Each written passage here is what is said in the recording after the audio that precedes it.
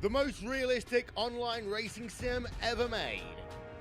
This is iRacing. Detailed laser scan tracks, fully dynamic real-world cars, and over 50 series to choose from. 6 online world championships offering over $100,000 in annual prizes. This is the original esport racing game. This is iRacing.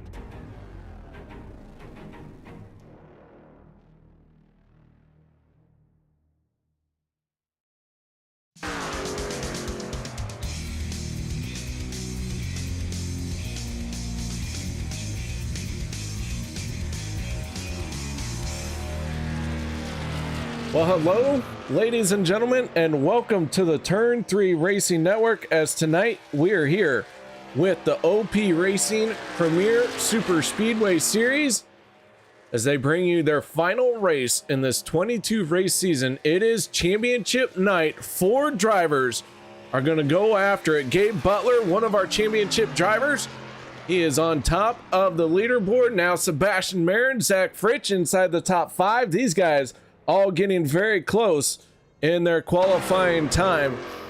Before I go any further, my name is Irrelevant, but I do have a super awesome, really cool dude in the booth with me who gets me popcorn from time to time. His name is Dawson Wise. Dawson, how you doing, bud? I'm doing good. Popcorn line a lot shorter tonight than it was last week, fortunately. So I'm here. I can't believe it's championship week already. This season's flown by. Dude, I'll tell you what, we have had an outstanding championship week. This is something that I have asked OP to do for a long time. Put your 3 series all ending in a championship in the same week, and holy cow, it finally has happened. Kody Neagles winning on Wednesday night, Adam Kildare on Saturday, and now we get to find out who wins here tonight. It's gonna be an absolutely outstanding race here tonight. I'm so excited I really can't talk right now. Neither can I. The excitement is running wild. It has been a good week. You're right. It's been a great week. Oh my goodness, Adam Kildare, first time in a championship on I believe he was one of the ones that had let me look at my notes real quick here. Yep, first time in a Monday championship, first time in a Wednesday championship this season, and for Adam Kildare, and he picked up the championship win Saturday night. So very awesome to see that. So we are going to have to move to the national anthem. Sorry, I'm trying to get settled in. I'm just too excited. All right, national anthem. I'm pushing the button. Leave me alone. We take you down onto the track for our opening ceremonies. Ladies and gentlemen, please rise. Please remove your hats. Oh, say, can you see by the dawn's early light what so proudly we hailed at the twilight's last gleaming, whose broad stripes and bright stars through the perilous fight o'er the ramparts we watched were so gallantly streaming, and the rockets' red glare, the bombs bursting in air, gave proof through the night that our flag was still there. Oh, say does that star-spangled banner yet wave o'er the land of the free and the home of the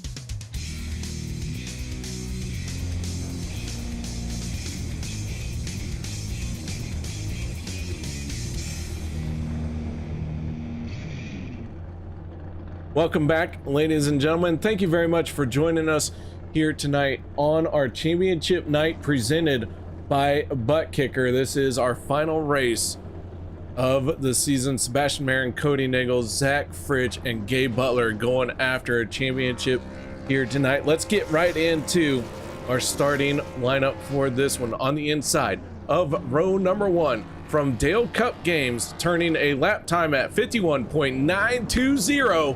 That is your pole sitter. That is your quick time, Sebastian Marin. To his outside from Team Bootnaga Esports, that is Kevin Freeze. Row number 2, Kody Neagles, championship contender, and Gabe Butler also in that battle, locking out row 2. Row 3, Peter DeBorgia and Vicente Guerrero, Les Levy and Zach Fritsch in row number 4, and row 5 will be John Guerrero and Anthony English. Row 6 will be Eric Laurie and Richard Kuhn. Row 7, Jim Mayer and Josh Gathright. Row 8, Steve Karosik and Nate Warren. Row 9 will be David Overstreet and Brian Wang. And round out the top 20, Matt Wagner and Zach Workman. Last 5 trucks in the field today. Row 11, Mark Mann and Richard Sanchez. Row 12, Jimmy Reynolds and Adam Kilday. And starting 25th shotgun on the field, Bubba Winningham in the 66. That is our starting lineup for this one here tonight.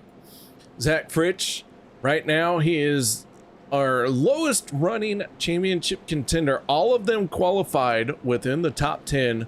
Old Fritchie qualifying in, what was that, row 4? Row 2? 4, 9, 4, 7. I catch a niner in there? Close enough.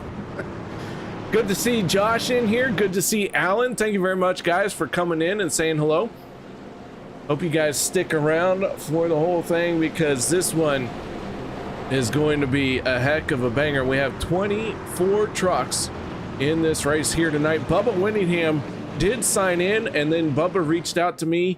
He said he is not feeling the best, and so he is going to have to step away from the race, but he will be watching. So Bubba, get better, man.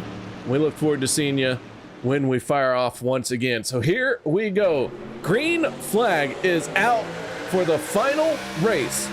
Championship night for season number 11 is underway.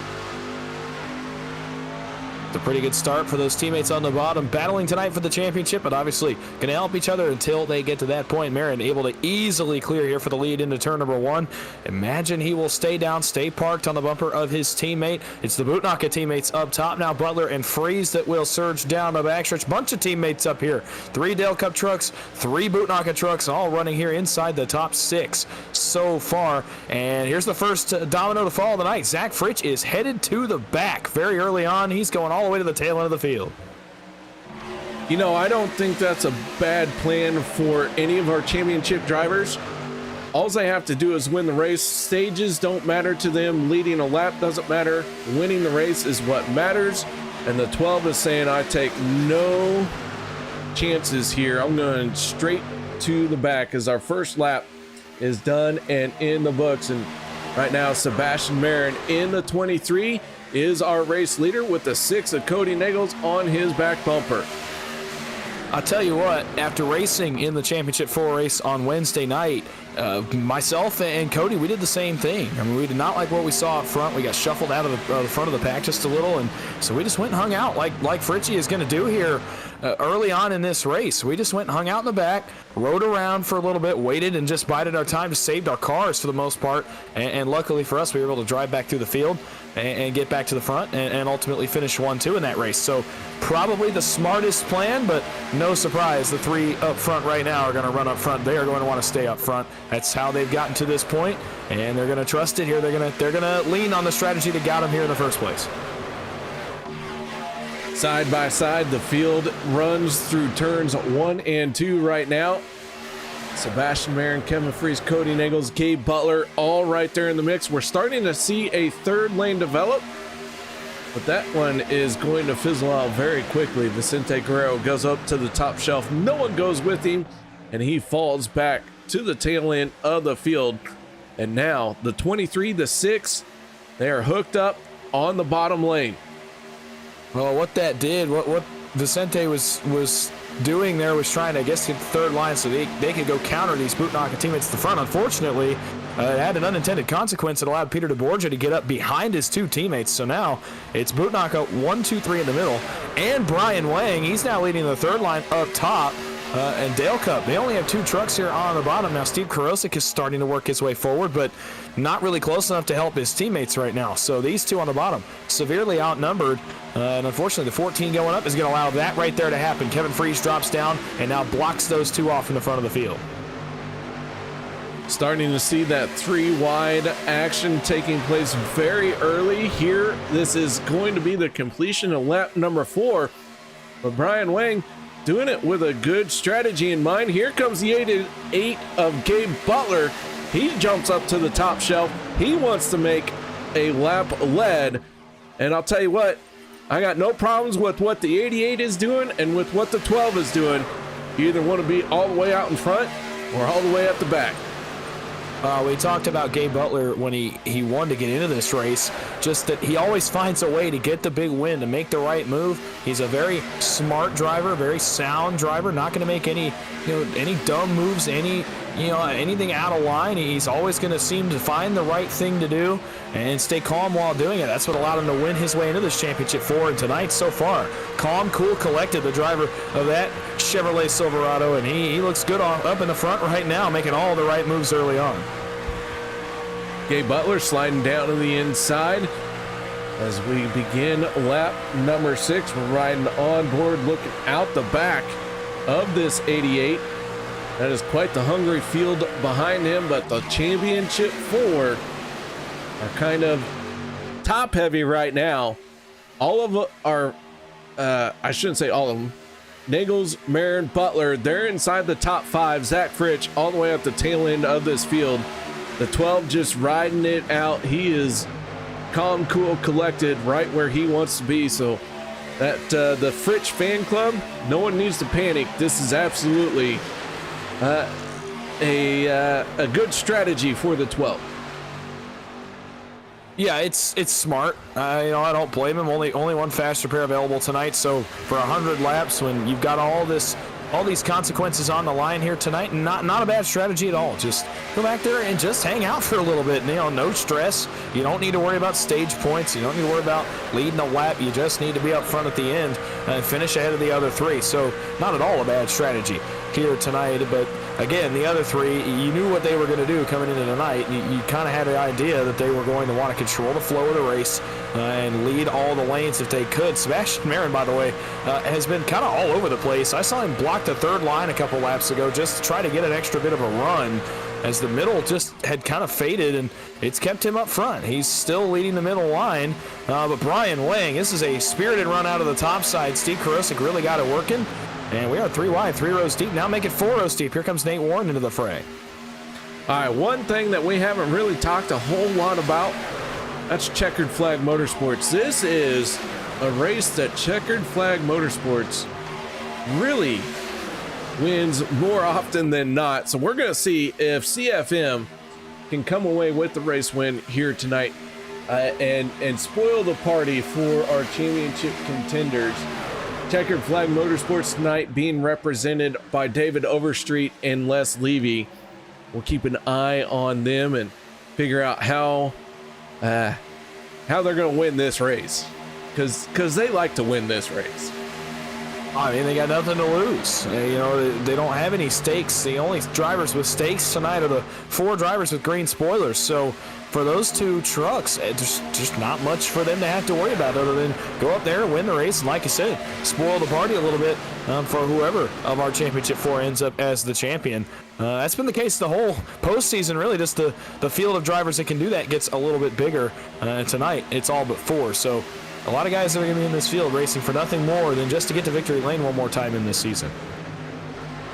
Brian Wang in the 05 drops down to the middle lane. Peter DeBorgia going to give him a shot on the back bumper. That gives the lead for the outside line to Steve Karosik in that 027. Sebastian Marin, Gabe Butler running 1 and 2 on the bottom line. Kody Neagles, the 4th truck on the inside. Kevin Fritsch right there as well. Championship 4 really all making pretty good moves so far. Obviously, Kody's not able to do very much where he is right now on the bottom, but Marin and Butler really have just been countering what the other is doing. Gabe Butler, you saw him go up and around the 23. Well, now the 23 says, okay, you've done that. You've shown your cards. Now I'm going to show you mine. And now he jumps down in front of Gabe Butler, and he leads the 88. So a lot of match play going on. Right as I say that, up goes the 23. This is part of the strategy. Now you got to control lanes, although this may allow Gabe Butler to get clear of the 23 once again. The inside line is really where these guys want to be running. You'll see them make that pass if they're in like the middle to outside line, and then they'll drop down all the way to the yellow line. But you have to find a way around the truck in front of you. So that means you got to use the other lanes to build that momentum. And that's what we're seeing them do, is try and make those moves. Speaking of moves, Vicente Guerrero, fastest lap of the race, a 47.01 by the 14 of Vicente Guerrero. He's another one that's just hanging out towards the tail end of the field. Actually, everybody back down to 2 wide, just content to ride for a moment here as we get closer to what could be our first green flag pit stop of the night. It'll be just past halfway in the first stage, and so we await that pit stop. And if this race becomes a green flag pit stop race, that can make things really interesting. I know it's really early to think about that, but I can't remember a time much of this season where we got to the first green flag pit stop clean and green 15 laps in. Yeah, there's been some good races all season long, but I think these guys know here tonight they have to put on one of the best shows they've ever done. And we are getting close to that first round of green flag pit stops. Stage 1 will end at the completion of lap 25. And there are no cautions for our stages. And the 88 and the 23, they're acting like this stage win's gonna matter, and I'm digging it. I'm here for it, man. That's like I said, they've just been countering each other the whole race. So whatever the one does, the other just does the exact opposite, just trying to get the leg up on their opponent, even though it's only lap 13. It just proves how important track position is in these trucks. On this new model that we've had for this entire season, track position is king. You hear the guys say it every single week, and no surprise, these guys, Marin and Butler, just duking it out early on, and that's a sign for things to come. These two are going to be at each other's throats all night long. Welcome to the knife fight, boys. May the best man win. And I'll tell you what, the 6, he's kind of right there. He's circling around. He's like a shark looking for the weakest link. He's going to slice in there somewhere sooner or later. And Zach Fritsch, right now his strategy is, I'm just happy to be here, boys. Again, it's smart strategy based on what we've seen this season. I do not blame the driver of the 12 at all for what he's doing right now. He's playing it safe, and to be in it at the end in these championship races, as I've now learned personally, you got to make sure you have a fresh car at the end of the race. You got to make sure you're not damaged, and you're not relying on the fact that, well, I can't get involved in a wreck or my night's over. And for Fritsch, that's exactly what he's doing. He's just banking on these guys racing a little harder than he wants to right now. And as of right now, it's working out for him. Obviously, still a long ways to go that he can make up track position later. Absolutely. As we take a good overview look at this field right now, everyone within 1.2 seconds from first place to 24th place, Joshua Gaithright in the 89, as we see Brian Wang out in front. Wang slides down to the inside. Sebastian Marin gives him a good shot to the back bumper. We're going to see pit stops here in a couple laps, I would think. We're awfully close to that first set of pit stops. No takers yet, but I mean, the fuel run all season has been about 17 to 18 laps, so I don't know. It should be coming up here in the next couple of laps, the first cycle of green flag pit stops, and that really sets the tone for your whole night. You execute well on pit road, you get that confidence, you can take a breath and say, all right, we're into this race now. If not, it can really throw you off for the entire night. Yeah, and for our championship drivers, they are absolutely operating under a different strategy than what we've really talked about. Let's keep in mind, we don't have a caution for the stages. Stage points do not matter to our championship 4. So the way they are setting this race up is they are setting it up as a green to checkered event. And then from there, they will make pit stops based off of what is most advantageous for them, whether they come down with a group or whether they stay out under a yellow to try and regain some track position. Those 4 drivers are absolutely the wild cards in this race here tonight as far as what they are going to do as we get closer to a green flag pit stop. It's also notable that all 4 have a strong team around them. I mean, heck, two of them are on the same team, Marin and Neagles, and they have a strong team behind them. And Dale Cook, Gabe Butler, obviously we know what Team Bootnaka is capable of. And then Zach Fritsch has the Fuel Sim Racing team with him tonight. So all 4 of our Championship 4 have strong and capable teams, and teams that, by the way, really love green flag pit stops. All of those teams really excel when these races get to green flag pit stops. So it's going to be very interesting. It seems like the best of the best are going at it here so far tonight. Everybody's migrating to the bottom. I think we're about to see some pit stops. Yeah, the inside lane getting a very long, and they have taken this deep into stage 1. Vicente Guerrero on and off pit road. He is the only driver that hit pit lane.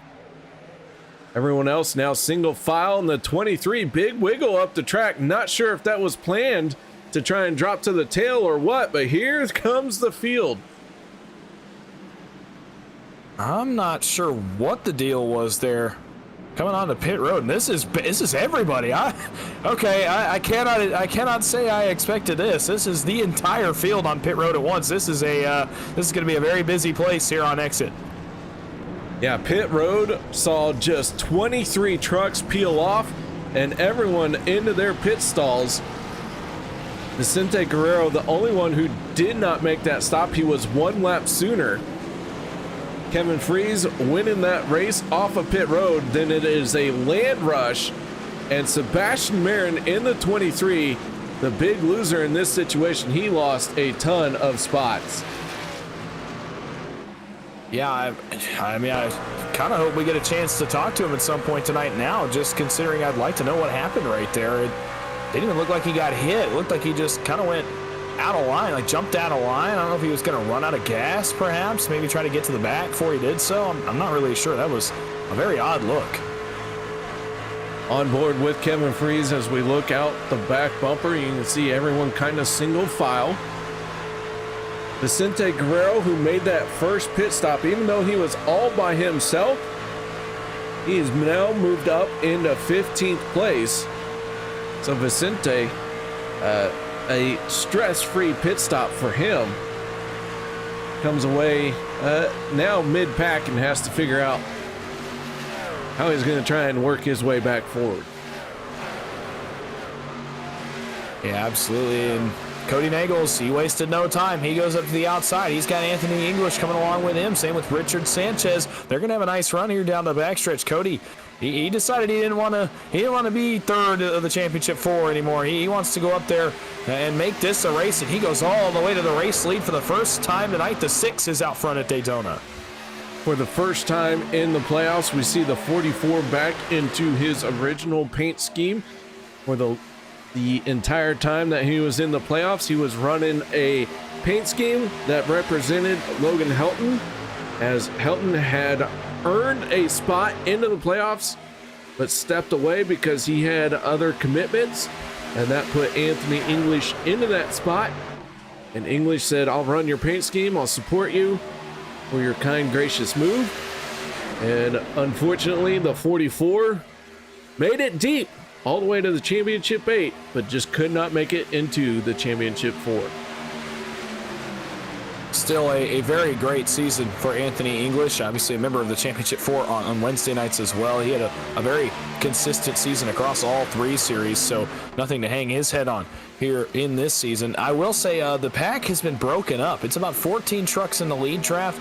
Then there's a second group led by Vicente Guerrero, and notably, that is the pack that contains Sebastian Marin. He has lost this lead draft here early on in the race, and there's no telling this race is going to go all 100 laps without a yellow flag, but man, this early in the race, he's behind the 8 ball early on. Sebastian Marin losing a ton of time to the leaders here. Yeah, he has fallen back quite a bit. Fastest lap of the race right now goes to the 40 of Peter DeBorgia, earning a 46.61 as we watch this second group. And once again, even in this second group, Sebastian Marin falling back. I have no idea what the issue was on the 23, but it has cost him dearly here early on in the race. Kody Neagles, meanwhile, goes up to the race lead. He drops across Kevin Freeze. Anthony English going to poke his nose out front for the first time. The big winner out of that cycle of pit stops is Zach Fritsch. He gained a ton of spots right before the field came to pit road and now has cycled up to about 11th on the racetrack. So a big gain made there by Zach Fritsch. Lucky for him, he stayed in front of that second group that's so far behind. He's now about 7th, 8th on the bottom, running with the lead draft. I was asked before this race how I thought it would go as far as the championship drivers. And I said, based off of stats alone, you got to look at the 6 and then the outstanding run that Gabe Butler had last week in a must-win situation. He pulls off that win, so he's got a full head of steam, tons of momentum. Then Sebastian Marin, who is always a stellar driver, and Zach Fritsch right there, just kind of been making it through each and every round quietly. But now here is the 12 trying to knock on the door of a top 10 run to end out stage number 1. Don't count out the 12 just because he was running at the back. I don't know. Each of our championship 4 drivers are highly capable, highly motivated, and each one of them has every bit of the ability to win this championship here tonight as we start our final lap in stage 1. Well, absolutely, and I think the other factor to consider is getting hot at the right time. Yes, 3 have been consistent really all season, but that's kind of why I gave the edge to Gabe Butler before this race started. I just kind of had an idea that Gabe was going to be the man to pull it off tonight, get the job done, just because you have to get hot at the right time. You have to find your stride at the right time, and boy, did he ever. Getting a win on the race before this race to get into the championship 4. That's why I gave the 88 the edge, but you're right. All 4 of these guys very capable. Off turn number 4, this is going to be a nice little battle for the stage win too. Off of turn number 4, Anthony English in the 44 has his nose out in front for the moment, but here comes the 6. Kody Neagles going to add another stage win to his tally as the 6 strikes first amongst our championship drivers. Well, that's what you want to do. You want to set the tone. You want to get the momentum going in the right direction and really give yourself a little bit of a confidence boost, run up front. And that's exactly what Kody Neagles has been able to do. And it's even more impressive the fact that now he has no teammates in this lead draft, none. All 3 of his teammates in the field tonight are in that second draft that are further behind the leaders. So he's having to do basically everything alone, which he's fully capable of doing. But when you look around him, I mean, Zach Fritsch has teammates, Gabe Butler has teammates. It doesn't stack up well for the 6, but nonetheless, able to get the job done. Now he runs behind Anthony English, but definitely a big confidence booster for him to strike first there in stage 1. The 5'10 of Richard Sanchez out in front for the first time tonight. He has gained 21 spots under green flag racing conditions to put that truck out in front. Great charge by the 5'10. That balls deep is going balls deep. I don't know what to say to that, but we'll move right along. That threw me for a loop. I lost my entire train of thought. I win. entire train of thought gone. I was going to say something about one of the championship 4, and I completely lost it. I don't even know what I was going to say anymore. Props to Richard Sanchez, I guess, for making me lose my train of thought right there. English, Sanchez, Neagles, Workman, Freeze right now scored as your top 5. Gabe Butler right there as well, but a little bit of separation between him and the 25. The further you go in this pack, Dawson, do you want to be pushing more or less as you get a longer line? The further back you get in one of these long lines like you see on the bottom right now, there's no pressure to push. I mean, you see how far off Zach Fritsch is from Jim Mayer, just riding. You could even save a little gas if you really wanted to, try to go an extra lap, try to get an advantage, try to get a leg up on the competition. There's no pressure on you running further back. Now, obviously, if you're Kody Neagles, you got to push. Kevin Freeze also has to be at least close. You don't really have to push the issue too hard right now. It's still early on in the race, and you can tell they're not. They're not pushing very hard anymore because they're still going to go and run good lap times, even just as a solid line here. So not as much pressure for the guys further back, a little bit more pressure for the guys further up, but even that, they're all mostly single file. So right now, not a lot of pressure at all. Everybody this is as calm as it'll get probably all night. The 44 out in front as we start to see them single file, like you said. Kevin Freeze in the 25, third truck on the inside. The 88 of Gabe Butler right there. Stage number 2 going in at the completion of lap 50. Our drivers were last on pit road on lap 18. We've been green flag racing for 30 laps, so about 6 more laps and we'll see them back on the pit road. Roughly, yeah. If everybody decides to run the tank out again, I think that's about when we're going to see them.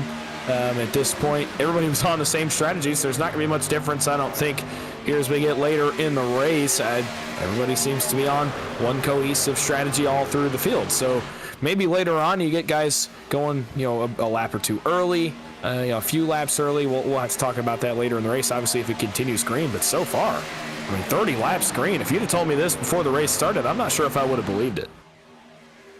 Yeah, we are absolutely going deep on this one as far as this green flag run.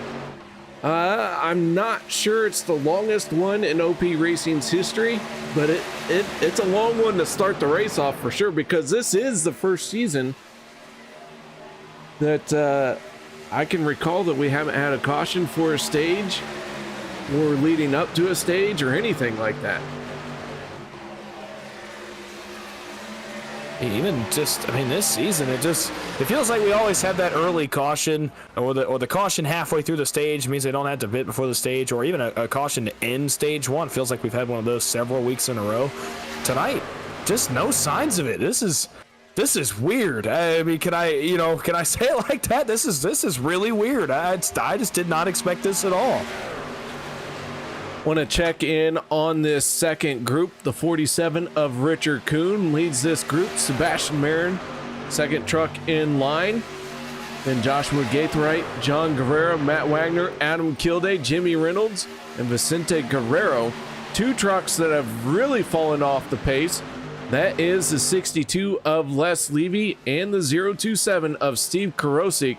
They have found themselves at the tail end of this field, and they're going to need the help of a caution here very soon to get caught back up to this group. Yeah, that pack is just not really gaining any time. They're not losing time anymore. I believe they've cycled Sebastian Marin to be the pusher, and he is pushing very hard. So when I said there was no pressure on the pusher in the first group, it is the complete polar opposite for this second group. Sebastian Marin, he really has to push the pace now. And so you see him, he's pushing really hard to try to get them just to maintain time. They're not losing time anymore. They're actually starting to gain a little bit back, but 7 seconds back, it's a little bit too much to ask, I think, without the help of a caution here before long. Absolutely, and I'm just thinking the possibility exists that this race stays green flag all the way to the checkered. And if that's the case, that 23, that 47, they are right there. They're not, like you said, they're not losing any more ground, but they also are not gaining. And that puts more and more pressure on the 23 as each lap ticks by. Well, they started to gain a little bit of time back. Now they lose a little bit more, but they had gained just the slightest bit of time, and now they're really bleeding time again. There's not much they can do. This first group all lined up, nobody's too wide. It's going to be hard. I mean, there's only, I think, 8 trucks in that second group compared to 14 in our lead group, and just the amount of energy in this group up front, they're going to continue to run away.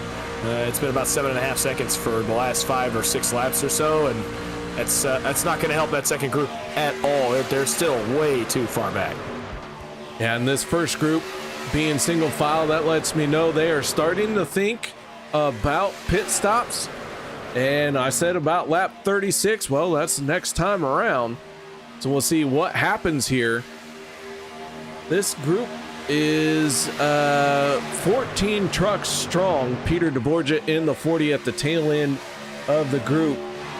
Let's see if they hit pit road this time. Hopefully I can catch the excitement of them hitting. Oh, no, not this time. No. Why would we do it to make it easier for KR? No.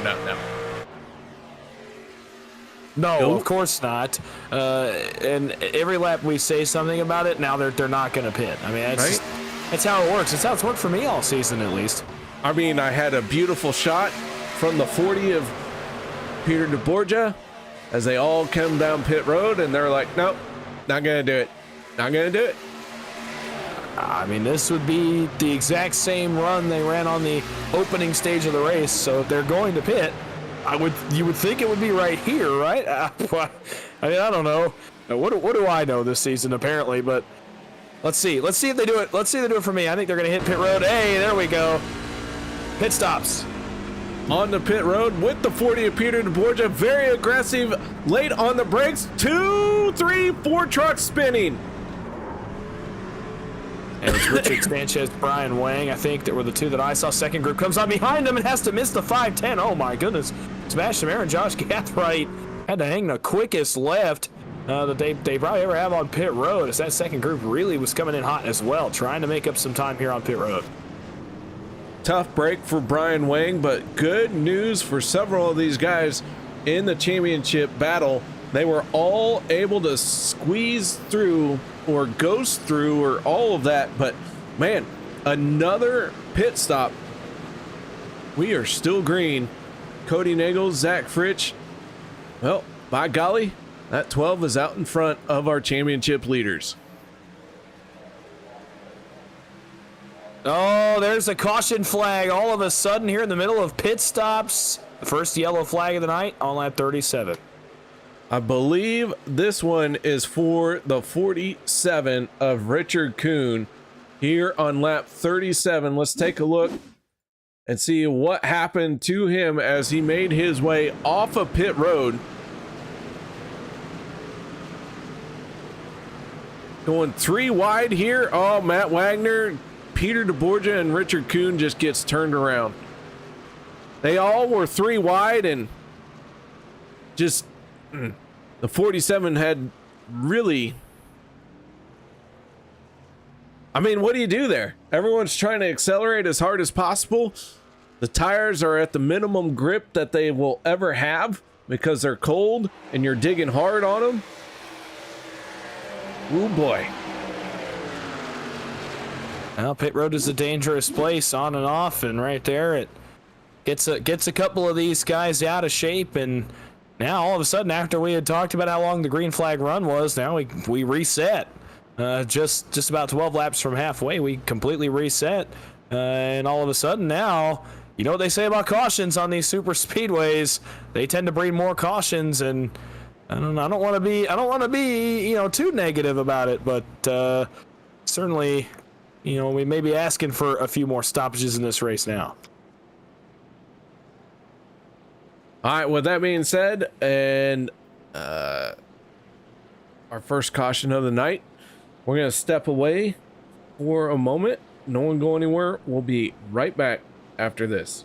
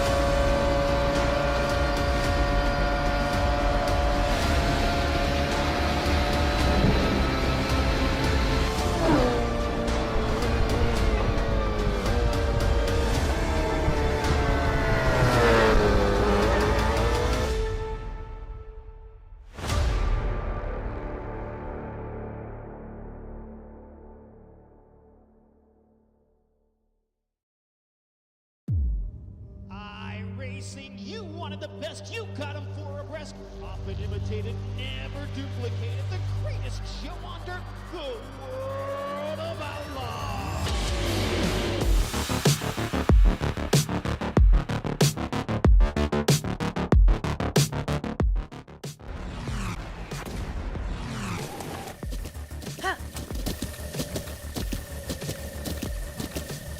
With the Butt Kicker Gamer 2, what you see and what you hear is what you feel.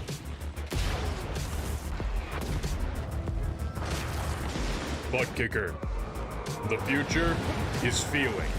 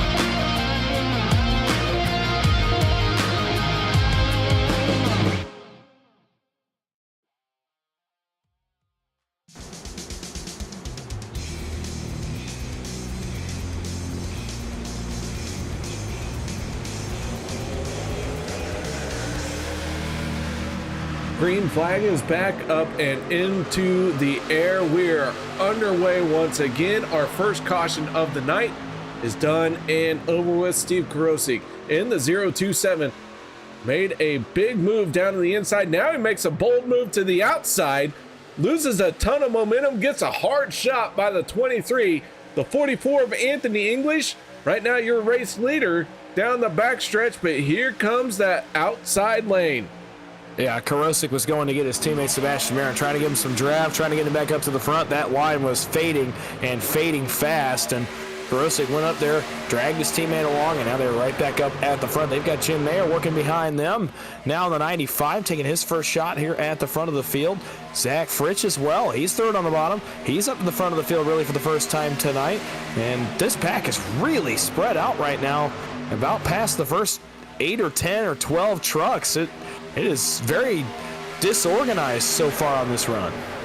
Our championship contenders, well, there's been a little bit of a mix-up amongst them, and the fact that Gabe Butler is now the lowest running championship contender, and he is in 12th place. So Butler digging himself out of a hole for the moment. Zach Fritsch up in front in 7th, Kody Neagles 5th, Sebastian Marin 3rd. Yeah, so far, after we saw Fritsch go to the back, I'm kind of surprised he's up here right now, but hey, nonetheless, he's making it work. Obviously, Kody Neagles, Sebastian Marin have been up front since the very start of the race, and Gabe Butler, he's going to be back up here in no time. I feel like he's probably just waiting on his teammates, and then he's coming back to the front, and he's going to come duke it out with these guys here at the front of the field. Almost halfway already, and man, 50 laps are going to be down. All of a sudden, these 4 guys are going to look up. We're only going to have half the race left for them to make moves. A new fast lap, Matt Wagner turning a 46.19 that last time around. And now Matt Wagner, even though he turned that very fast lap, currently scored in 24th place. Last truck out on the speedway. We did have 25 trucks registered. And again, Bubba Winningham registered for this race, but was unable to continue as he was not feeling well. So that leaves us with 24 trucks in our final race of the season. Third line, here it comes. Gabe Butler in the 88. No wonder he's up there with his 2 teammates, make it 3 teammates. Kevin Freeze out of line. Team Bootnacker coming towards the front of the field here on lap 44. Now, after a little bit of a calm period, we are racing here at Daytona. We're racing hard. Freeze to the outside of the leaders, 3 wide, 4 rows deep. You start to wonder if maybe they're doing this because they feel the pressure of another long green flag run. But I'll tell you, once you start feeling pressure, you start making decisions, start trying to do those Connolly clears a little bit closer than what you should. And that high pressure situation breeds cautions. Absolutely it does. And with these guys running so close together now, look at Zach Fritsch right on cue. There he goes. He bails out just like he did early in the race. He says, I don't want a single part of this, and drops right out of the lead draft.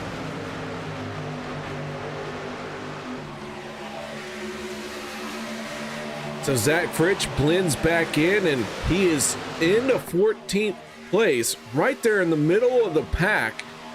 All of our championship contenders in front of him. But there is a bit of a gap right now. Nobody really trying to close that gap.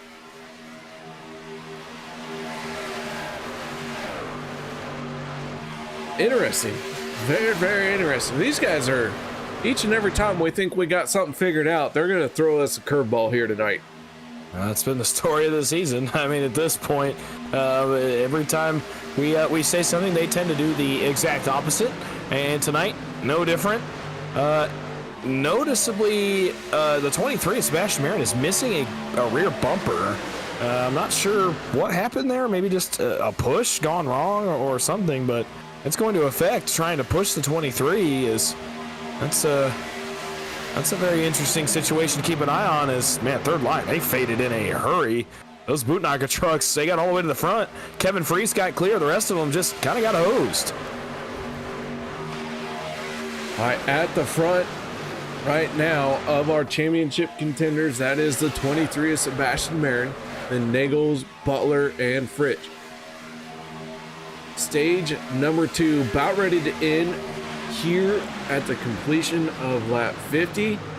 Kevin Fritsch in the 25 got a shove from the 44. It looked like he didn't like it and moved up to the middle lane. Now Anthony English in the 44 on that yellow line. Here comes Zach Workman in the 19 in that third lane. Yeah, all of a sudden the third lane working once again as Workman and Mayer, not really much for them to lose tonight either. They're just out here trying to win the race, as is, most of this field, and they decide they want to take a shot at the third lane. Now Karosik, he's got nothing to lose either. He jumps right out there as well. He leads the third lane. That's going to leave the middle in shambles here. Karosik goes up and around Kevin Fritsch and drops right back down in front of him. 0-2-7, big strong move to the lead here in turn 3. 3 wide, very close door to door as they make their way through the corner. Off of turn number 4, here they come, starting to race like it's the final lap of the race. And out in front, the 0-2-7. Yeah, they're really only racing that way about the top 6, 8, 9 trucks. Other than that, everybody just content to kind of ride 2 wide still. Now this third line's going to fade. They're probably going to join that party of guys just trying to bide their time. That's what Zach Fritsch did. He got out of Dodge as soon as they got racy up front. He got all the way out of this lead draft. He's now all the way back there around Nate Warren and Adam Kilday outside the top 15. So as soon as it started to look a little bit sketchy up front, Zach Fritsch, he bailed out. Now these other 3, not so much. Big moment there. Big wiggle out of the 44, holds on to it. Great driving from Anthony English. Final lap here in stage 1 or 2. Niner. It doesn't even feel like it's the end of stage 2 already. Honestly, this race flying by here in a hurry. Already about to be the tail end of lap number 50, and that means we're only going to have 50 laps left in this race. It's going by in a hurry. There's really not all that much time left if you want to think about it that way for these guys to make their positions, make up spots, get up to the front of the field, and get ready for another round of pit stops, which inevitably is coming here probably in about the next, I'd say 6 or 7 laps. As they make their way off of turn number 4, who is going to win stage number 2? And it looks like the 44 of Anthony English wins stage 2. We stay green, and the 44 now has to figure out how to win the race. Got a lot of racing to go.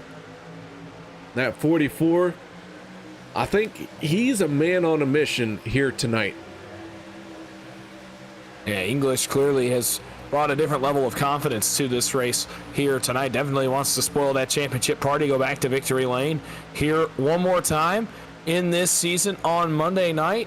Certainly would love to end the season off with that kind of momentum as he starts to gear up for next season. Obviously, the 4 guys behind him right now, they're just kind of taking a break, it looks like to me. Not really racing too hard, waiting on this next round of pit stops, and then from there, you really probably separate the field out a little bit and you can start to make your plans for the end of the race. But our championship 4, kind of just content to ride for right now. Want to check in on the 12 of Zach Fritsch. He is at the tail end. Everyone in this field separated by 1.8 seconds. And Fritchie, well, kind of running by himself on the high side. But man, I'll tell you what, the racing that we've had here tonight, I don't know, as we get deeper into this race, the more that 12 hangs out at the back, the more I get a little bit worried. I'm not really as worried. I mean, we saw him make up a ton of time before our first round of green flag pit stops, so I'm not as much worried as I just think he's relaxing, just trying to save his truck. And oh, trouble! Anthony English, can he save it? Nope. Yes, no. Wreck-It here at the front of the field, and Marin is involved. Workman involved. Kevin Fritsch squeezes by. It looked like Fritsch was able to pass through very unhindered.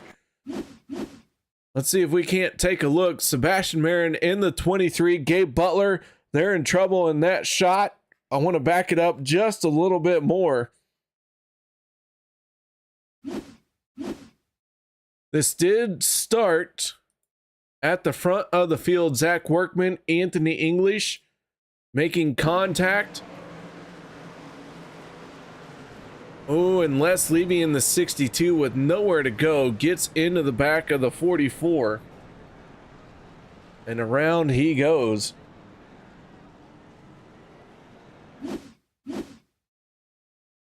Off the nose of the 62, you see the trouble happening up ahead.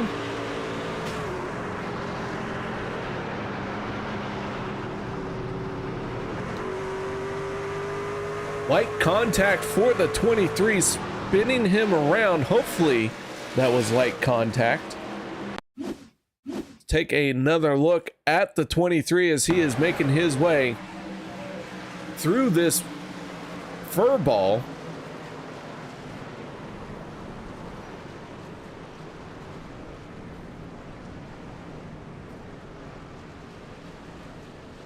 I think the 6 and the 12 are going to come away smelling like roses in this situation.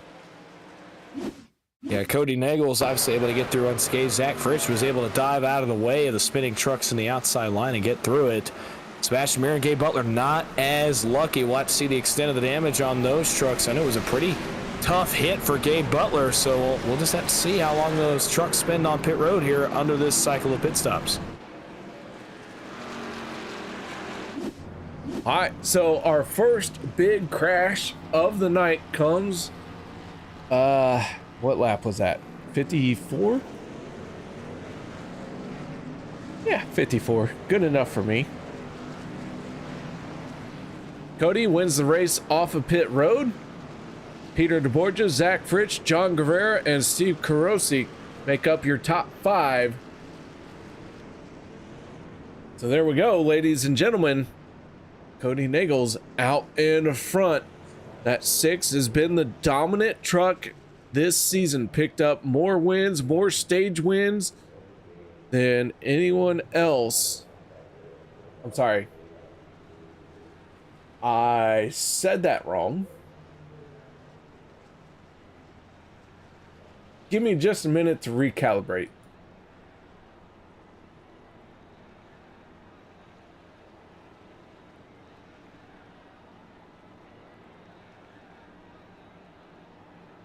All right, I got it.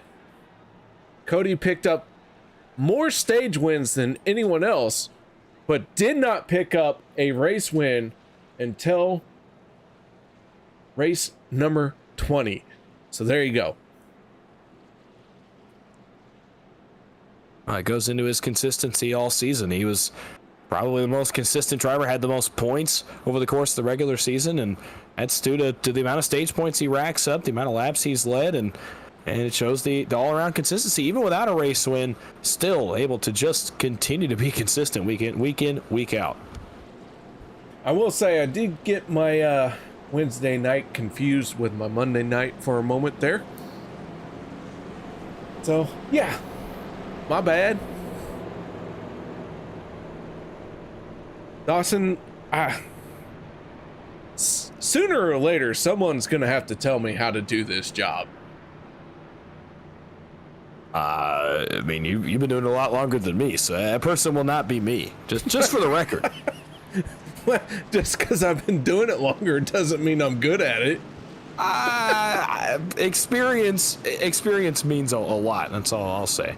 I'll tell you what, though, the more experience I have, the more it all blends together. There you go. It all does eventually run together, I feel like. Oh, goodness gracious. Well, all right, we talked about it before. Wednesday night, last Wednesday night, kicked off OP Racing Super Speedway Series. Kody Neagles picked up the championship on Wednesday night.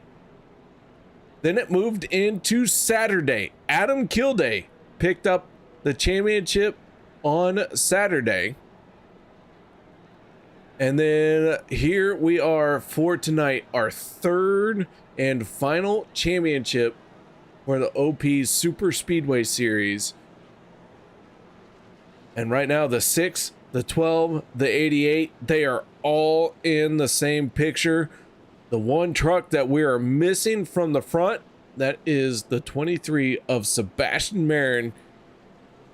And he is all the way scored at the back, 24th right now. Here we go, though. Another restart. Dawson, take it away. The field going to be lined up here behind the pace truck. It's going to take the hard left turn, leave the field in the hands of our Championship 4 contender, Kody Neagles, in the 6. He's where he wants to be with 44 laps to go, but he's got hungry green spoiler trucks behind him. Green flag is back in the air. The short outside line led by the 40 of Peter Borgia. They are all kinds of separated. They're not going to roll. That's going to allow the 3 Championship 4 drivers on the bottom, Neagles, Butler, Fritsch, really to roll here in the center of the corner. Kody Neagles, how about that move? He goes up, doesn't even give the 12 an opportunity to move to the outside line, instead pins him to the bottom. Now, Neagles able to maintain the lead here onto the super stretch. Man, oh man, I'll tell you what, I have no idea what the winning move is going to be throughout this race, because each and every time somebody is throwing a curveball out here. And the reason why I'm saying that is I guarantee you these guys are practicing what that move needs to be on the white flag lap each and every time the opportunity presents itself. And Kody wasted no time moving up to the high side. The 12 said, not so fast, I'm gonna stay right where I'm at. And that just shows, do you move high, do you move low, do you stay where you're at? Man, when it comes down to it, it's gonna be a tough call. Yeah, absolutely. Zach Fritsch, oh boy, how did he make that one work in front of the 6 of Neagles? He stacks up the whole field. Are we going to be able to make it through this? 4 wide further back. I don't know how they made that work. Everybody gets through it. That was a probably not an advisable block for Zach Fritsch in the 12. Yeah, oh my goodness, Borgia hits Fritsch into the 6 of Neagles, just almost turned him, and somehow again we keep it going. Wow. They held on to it. It looked like Kody Neagles had the momentum for the moment. And now Zach Fritsch in the 12 is out in front. And once again, our top 3 championship contenders are out in front, holding the yellow line. The 88 jumps up. Now the 6 jumps up. Oh, they are shuffling. Oh, they feel the pressure as we're getting close to the end of this race. Need to let these guys know, give them a reminder, hey guys, we still have 42 laps to go in this race. It's not the last lap yet. You don't have to go crazy. These guys did not get the memo. Good grief, just insanity all across the front of the field. It split the field up here in a big way. Is now all the way back to 24. This 2.5 seconds total. The field's all over the place right now. Yeah, they are absolutely mixing it up. You know, I think a big part of that is everyone on fresh tires, everyone got a full tank of fuel, and they know we have had some long green flag runs, and so they know that a caution is not going to save them. They're starting to feel the pressure of a caution will not save them, so they have to be up front every time. And man, I'll tell you what, that is a tough place to be for our championship drivers, but they got to do what they got to do, because if you look at where Sebastian Marin is, he's deep in this field right now. Granted, he's only 1.5 seconds behind our race leader, but he needs a lot of help to get to the front. I mean, if you're Marin, do you even want to be at the front of this field right now? I mean, look at what we just had happen over the course of about a lap and a half, 3 different times. I thought for sure we were going to pile up double-digit trucks here at the front of the field, and somehow they kept it going. But regardless, just the risk of that, I think, is enough for Sebastian Marin to say, I'm going to stay where I'm at for right now. That's probably the smarter choice anyway. Yeah, I'll tell you what, it's not a bad move to be making for the 23 as much as we are seeing these guys mix it up in the front, but he still has some trucks behind him. He still has trucks in front of him, and not everyone can see over the spoiler, so I don't think the 23 is playing it safe where he's at. I think he's just kind of stuck for the moment. Probably, and still, I don't think that's ultimately a horrible thing with how they're running up here, but we'll see. Still a long ways to go, almost 40 laps still to go. 2 pit stops still to be made, so, lots still to happen, a lot still to develop, so not in panic mode yet. No one, I think, is in panic mode here at this point with 38 laps to go. Kody Neagles, Peter DeBorgia running side by side as they head off into turn number 1. The 6 down on the yellow line. The 40 trying very hard to win this race. Peter DeBorgia in that 40, a mainstay at the front of the field this season here in OP. He has kind of stepped back a little bit in his participation throughout all the series, but I'll tell you what, the drive that the 40 has to win each and every race that he joins in, that is nothing that he steps away from. He wants to win every race. He is a very competitive driver and a very skilled driver. We'll see if that 40 has anything to say, but keep in mind, when we started this race off, I said, watch out for Checkered Flag Motorsports. Well, they're still in this lead draft. Les Levy, 5th on the inside. David Overstreet, 7th on the outside. Hanging around, just biding their time, making sure they're in the right place at the right time. Maybe they get the luck of a caution that goes their way and gain some track position, or maybe they just are able to make the right move at the right time. They are hanging around. That's what you need to do. Doing an excellent job of it so far, while also staying out of the mess that is the front of the field right now. These guys are throwing haymakers at each other with 36 laps to go.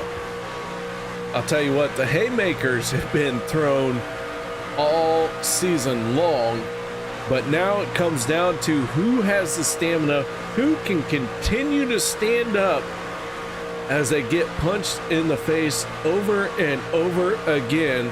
Right now, as we are on board with Zach Fritsch, we see the 05 of Brian Wayne to the outside. It wasn't but our first incident where we saw the 05 out of control on the pit road. Here he is making his way back forward. So nobody's safe in this race, and everyone is digging hard.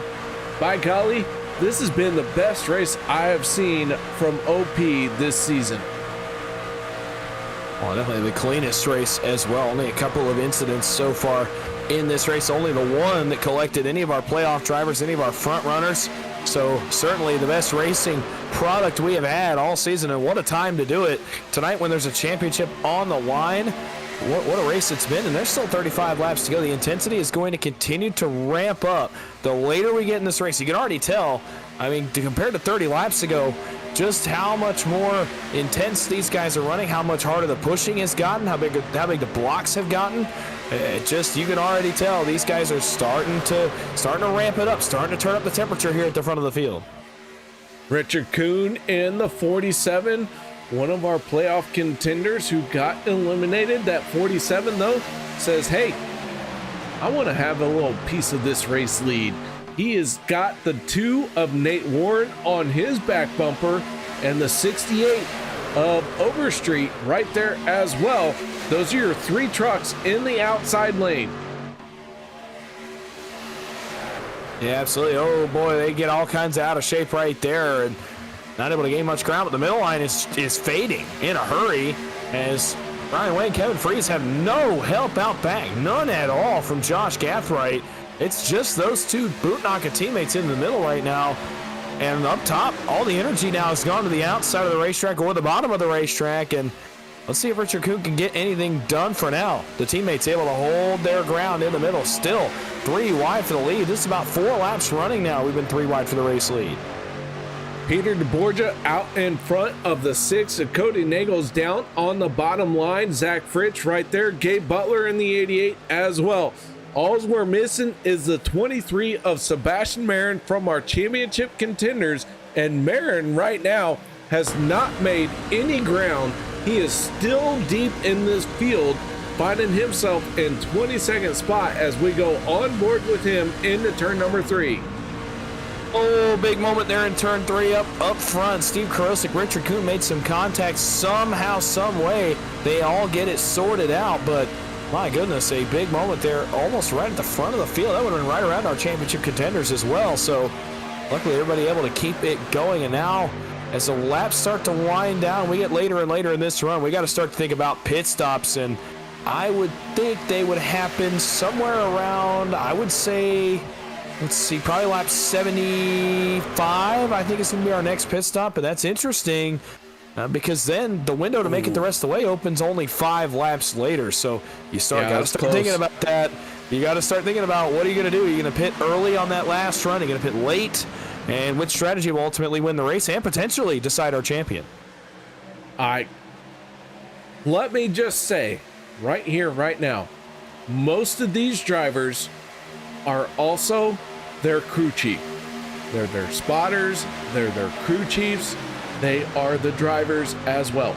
So now, while they are out there battling, they are doing the fuel calculations, they are trying to figure out when they need to hit pit road, how things are shaping up, what is going to happen next, right? Nobody is sitting on a toolbox telling them what is going on around them and doing simple fuel calculations for them. They are doing this all on their own. Now, some of the teammates are probably being delegated, hey, you're not at the front, tell me what the fuel window is. But I promise you, each and every single one of these drivers out here right now is doing all of everything that has ever been a part of a super speedway race. Well, you start to crunch the numbers, and there's going to be 2 ways to go about this. You're going to make a pit stop here in the next 5 or so laps. That's a given. From there, you can go one of 2 directions. Either you pit immediately, basically about 6 laps after your next pit stop, just to pit right at the window, or you just go the opposite. You run it all the way out, and you pit with about 5 laps to go in the race or so. I haven't done the exact math on that yet, but it'd be inside of 10 laps to go. There's 2 ways that you can do it. The first way would get you a shorter pit stop, but obviously you're going to have a good group. You want to maintain your lap times if you do it that way. If you run later and you put enough of a gap on the guys that pit early, there's no chance for them to pass you even when you do make your longer pit stop inside of 10 laps to go. So very interesting question coming up for these drivers, and they're crunching numbers and they're talking about it right now. I can guarantee you that much. Absolutely. Right now, as things stand, Kody Neagles, Zach Fritsch, Gabe Butler, all right there in a group, and then Sebastian Marin still not making any strides to get to the front of this field. So, as far as for our championship 4, so I do expect to see these guys on pit road here within the next few laps, and I cannot tell you who's going to come down when. Here comes one driver, David Overstreet in the 68. He's going to be our first one on the pit road as Brian Wang in the 05 continues to lead. Rest of the field's not going to be far behind him. Everybody filing in single file. And now execution becomes a key. This is one of the 2 money stops of the race inside of 30 laps to go. This is going to decide your night. The next 2 pit stops are ultimately going to decide whether or not you are in contention for this race and for the championship at the end of the night. Keep an eye on our 3 championship contenders at the front. Keep an eye on Sebastian Marin as well as they get ready to make these pit stops. One mistake could cost you your entire night. And let's see, lap 73, are we going to have any takers this time? Yes, we are. Ooh, big group. Big group on the pit road, but not everybody. Championship contenders in this group, though. It's 3 of them. Yep, Sebastian Marin stayed out. Sebastian Marin stayed out. That's interesting. I figured he'd go exactly with the championship contenders, especially because this group is not really connected here this second group. They're going to have to probably pit this time by. They're going to lose a ton of time as it is. To be with that lead group that just came to pit road, they're going to have to pit right now and hope it ends up working out for them. They're losing a lot of time.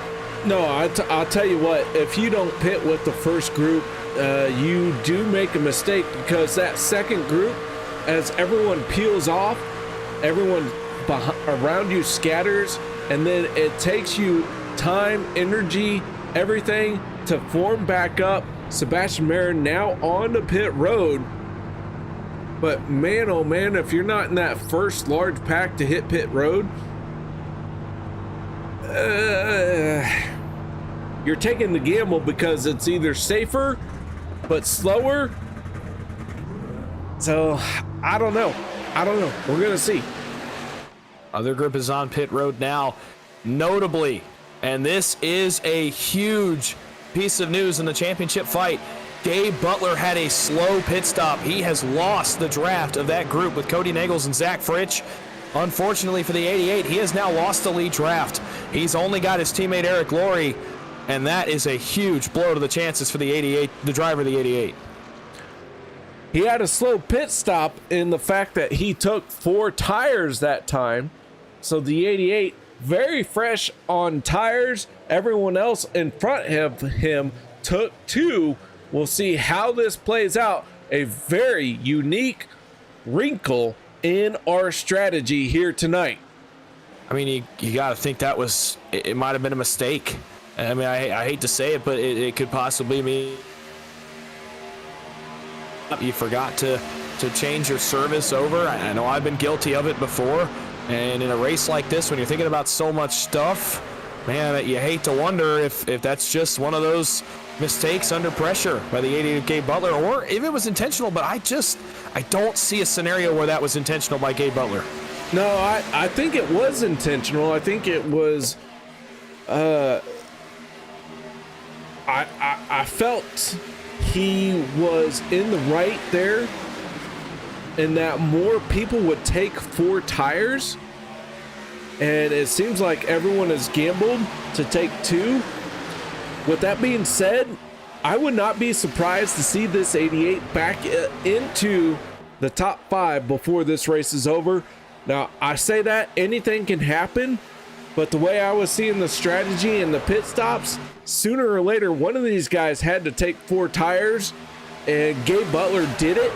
And I think he's the first one to do it at the right time. I mean, he's going to need a caution now, I think, to maintain any form of touch with the pack. And yes, we'll see. Obviously, the later we get in this race, it's possible. I'm not saying it's impossible to get a caution. We've seen this season late in the race, but man, it puts you behind the 8 ball. I don't know if I like the call out of the 88 when especially his 3 competitors all went with no tires on that pit stop. Yeah, I mean, that is for sure a big gamble. I'm not saying it's not, but the way I saw this race playing out and everything that happened, the 88 had to take tires then. And man, I don't know. Because if we get a yellow, that 88's going to be lights out through the field, because no one's going to try and come back down pit road. Maybe a fuel stop only, but the 88's good to go on his tires.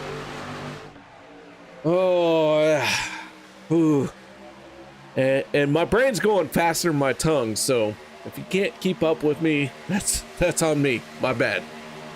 Oh, I mean, if he gets a caution and is able to get right back into this race, he's going to look like the smartest guy on the racetrack. But if he doesn't, I mean, it's gonna cost him a championship, and we'll have to see if we get a late race caution. Now the question is, we are 4 laps from that pit window opening to make it to the end of the race.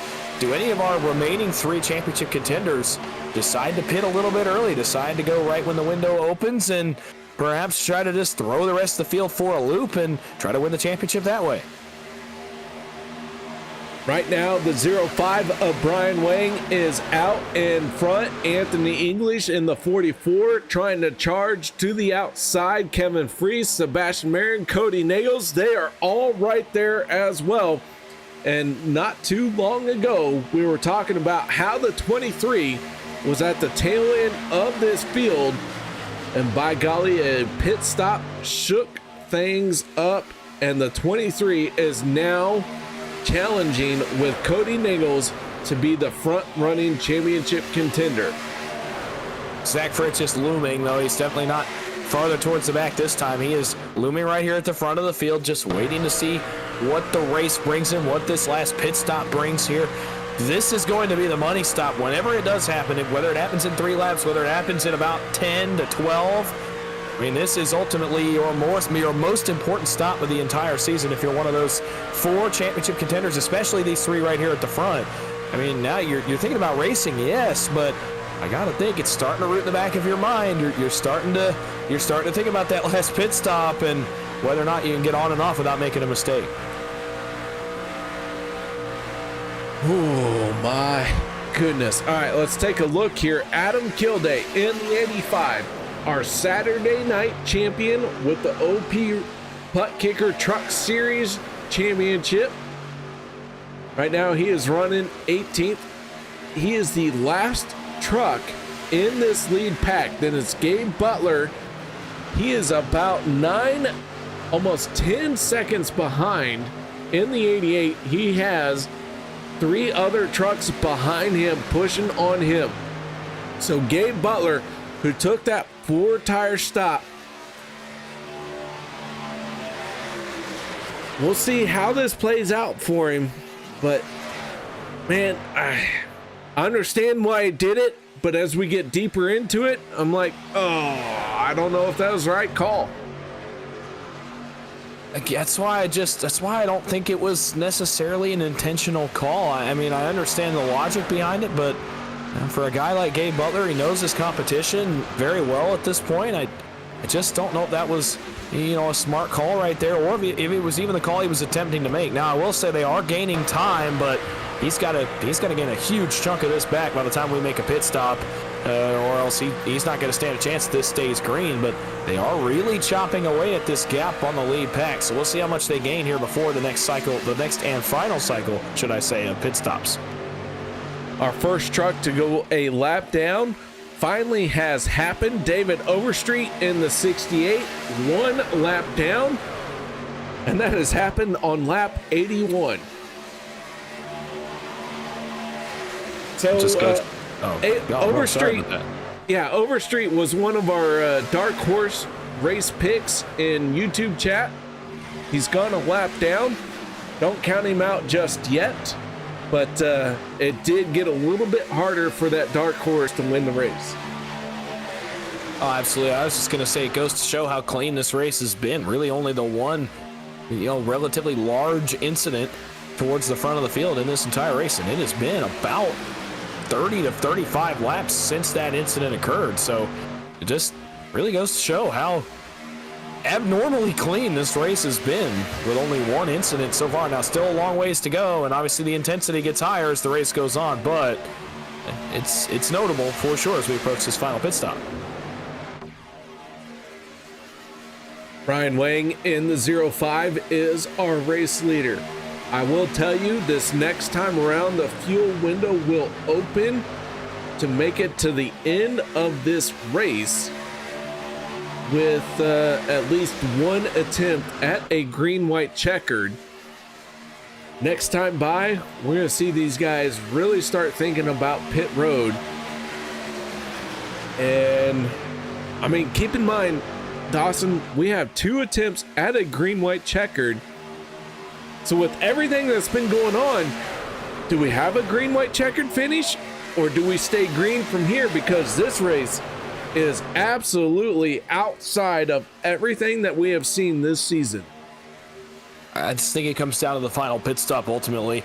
I mean, if this pit stop splits the field up right here, if guys pit on different laps, I don't think we see a yellow flag. I just don't. If it gets split up, to a certain degree, but if it remains one cohesive pack, then, and just like that, first round of pit stops, and Zach Fritsch takes advantage. He's coming to pit road, the first of our 3 championship contenders in the lead draft to pit. in the lead draft, but Gabe Butler did pit the lap before him. Steve Krosi, Gabe Butler, Peter DeBorgia, David Overstreet all made pit stops last time around. And here they come, the second group on the pit road to include a championship contender. Now Kody Neagles, Sebastian Marin. When will they come down pit road? And I believe it has to be this lap.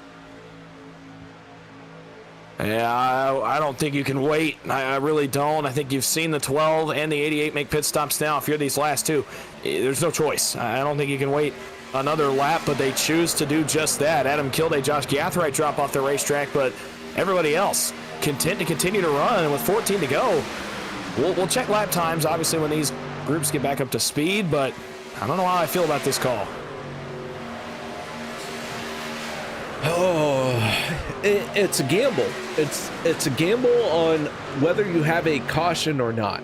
That is what it has come down to. Gabe Butler took those 4 tires in the previous stop, and this time around he did a fuel only 2-tire stop, whatever it took to fill the time, and then he is back out there. He's not coming back down pit road the rest of this race, right? So now the drivers who are out here, Kody Neagles, Sebastian Marin, they're still cycling around. They're thinking this goes green the rest of the way. So when's that caution gonna come out, man? They're starting to lose time to that second group. Zach Fritsch, Jim Mayer. Now, I will say they were able to get single file, which allowed them to put a little bit more time. They're still in a safe range right now of time where they would still cycle out as the leaders. But I don't know if I trust this. I feel like you just can't leave it up to that. I mean, as long as you're running good lap time, sure. But the second that Kevin Freese starts to get hot, the second you can't push as hard anymore, you need to pull the trigger. Brian Wang does. There goes a 25. 25 of Kevin Freese as he went late on the pit road. That was a late commitment. I don't think there's much Kody can do right there. That was a very late commitment by Kevin Freese. Yeah, Kody had no idea what the 25 was doing there, and he sent him on around. And now Kody in the 6 is our line leader, catching up to the back bumper of the 071 of Eric Laurie. Laurie, who is already 1 lap down right now. Oh my goodness, this is going to be out of control for us here in the booth, because I got nothing. I don't know what to do. Here they come, the remaining of our championship contenders, Neagles and Marin. They are on with great execution. No locking the tires. Doesn't look like any speeding. Everybody's on. The question now, will they beat that group led by Zach Fritsch? They got to get off quickly. They got to get hooked up. This could decide our champion right here. Yeah, Zach Fritsch in the 12 has already made his pit stop. He is working his way through 3 and 4. He has Jim Mayer, Zach Workman, Nate Warren all behind him. They are pushing on the 12 of Zach Fritsch. And I'll tell you what, Zach Fritsch counted himself out of the championship 4. He said, I'm just kind of here. I don't think I have a shot. But now, as we get deep into this race, here comes the 12. He has a shot to come away with the race lead on our final pit stop of the night. Oh, it's going to be interesting. The big thing for this group that just exited pit road is, can they blend? All they really have to do is blend with the tail end of this draft, and they're going to have a look at this, and that's exactly what they're going to do. I think they got enough speed off of pit road that they're going to be able to blend, especially if they can start to push hard here. Kody Neagles really helping his teammate Sebastian Marin. They're trying everything they can to stay with this group, and they have done just that. This is going to be a 3-man race trouble. Around goes Richard Marin, Kody Neagles involved. Marin and Neagles make contact. We stay green, and Kody Neagles slow. Sebastian Marin was able to keep up, and Zach Fritsch is saying, thank you, peace out later, boys. He still is going to have Sebastian Marin here to deal with. Obviously, Marin not going to go away quietly. And, I mean, you can't. If you're the 23, you just got to reset. I mean, I know you don't have your teammates now, but you just have to reset. You gotta mentally reset and just say, all right, I gotta go get it. No matter what I have to do now, I have to go get the job done. He is in this lead draft. He's going to have a look. And the question is, who can he get to help him? How can he find a way to the front? You know that he's not going to go quietly here. All right, the 2 of Nate Warren and the 23 of Sebastian Marin have jumped up to the outside in this lead pack. Kody Neagles in the 6 right now is falling further and further behind. He is 1.2 seconds behind our race leader. That is the 12 of Zach Fritsch. That is a championship contender. Zach Fritsch, Sebastian Marin, Kody Neagles, Gabe Butler is how our championship 4 run right now. I will say, and as they start to try to work their way forward, Kody Neagles is cutting into this gap that the lead draft has established. He's got help. He's got 2 trucks with him. I don't think he's all that slow. I don't think he's out of this yet. I really don't. I don't think the 6 can be ruled out of this one either at this point. No, I don't think we can count any of our championship contenders out of this one just yet, but the 12 is running for his life right now. He is doing all he can to stay out in front. Everyone is single file behind him. Kody Neagles, Sebastian Marin, and Gabe Butler are all doing what they need to do to try and catch up. Here comes the 23. He's got the momentum on the outside. Zach Workman jumps up there, and Marin says, no thank you, I have more speed than you. Oh, he's got more to race for right here. Sebastian Marin, he's been in the Final 4 how many times? He's got to look at it this time. He has to take whatever window he can get with 7 laps to go. I will say that group with Anthony English, Les Levy, Kody Neagles, they are just outside of the draft range right now. They're so close to getting draft. Workman into the outside wall. No harm, no foul. English, Neagles, they have draft. They're going to be in this. Here they come. It's going to be a 3-man race up here at the front. Oh, and I'll tell you what, by the time that the 6 closes in with 7 laps to go, make it 6 this time around, he's going to have a full head of steam. He might have a shot at winning this race. I mean, this would be one of the more unlikely comebacks. We've seen him do it before. Tonight would be truly monumental. From wrecked to the lead draft, they are there. Here we go. I mean, if you're Fritsch or Marin, you got to see him coming at this point with 6 laps to go, and you know he's not going to lift when he gets there. Whenever he gets a good enough run, he's going to take it. And Marin, by the way, he's even with the 12 of Fritsch. He's up here, 2-man race, drag race, potentially for the title up front. The 12 and the 23, door-to-door championship contenders. Zach Fritsch, though, has the momentum down on the inside line. Nate Warren in the 2. Out in front of Sebastian Marin. Here comes the 6, the 44, now the 19 of Zach Workman. They're on the outside. They're going to make a 3rd lane. Around goes the 47 of Richard Kuhn. Kuhn going to bring out the yellow flag. Make that 3-man race a 4-man race. The miracle caution brings the 88 of Gabe Butler back into the picture in this race as well. Richard Kuhn in the 47, spinning from the tri-oval and brings out the yellow flag. And OMG. This is what we had to have just to make it a little bit more exciting. The 47 does go for a spin here. So let's see what happened that put him on the spin cycle.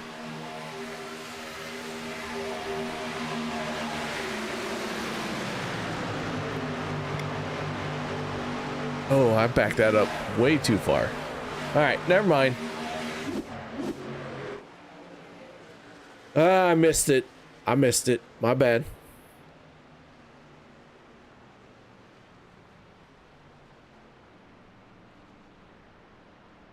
Gonna try and back it up to the right spot. Give me just a moment here. I have to go a long way through all of the information. Dawson, you know what I'm doing right now. Yeah, absolutely. I totally understand the struggle. It is way. You know what? We may not get it. It is so far. My finger's getting tired. Oh, no one coming down pit road. Zach Fritsch stays out. Jim Mayer, Nate Warren, Sebastian Marin, they all stay out. Mark Mann in the 04. Sport Crazy Boy 1981. That is Daniel Holloway. Mr. Holloway, thank you very much for joining us here tonight. And yes, this yellow came out at a very interesting time. And Dawson, the 12 and the 23 are right there. Kody Neagles inside the top 10. Gabe Butler in the 18 or in the... He's in 18th spot in the 88. I thought he made the right move, but it is not working out for him. With only 2 laps to go, I mean, he needs to basically throw a Hail Mary, I think, on this restart. It's your only option if you're the 88. Really, it's going to be the only option for the 6 as well. He's going to be pretty well buried in traffic right here. He's going to also have to throw a Hail Mary. Now, he's a lot closer to the front of the field, but still, you have to have a pretty big effort. Now, Sebastian Marin, I mean, he's got all the options in the world. It's going to come down to who pushes the 23 here on this restart. Obviously, if Kody Neagles manages to get up there, the 23 goes, and oh man, this restart, I mean, everything's on the line. It's going to be 5 miles for a championship.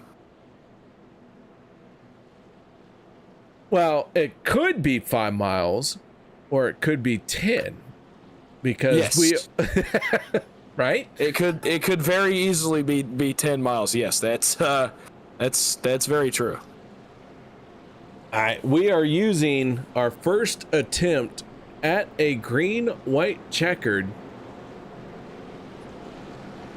to wrap up our final race here in season 11. And I'll tell you what, guys, I have tried to come up with the words to say what it means to be here in season 11 championship night on the OP Racing Premier Series. And I just can't.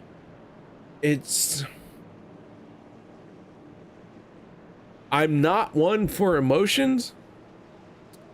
I'm not one that can express my emotions. But to be here for 10 out of 11 seasons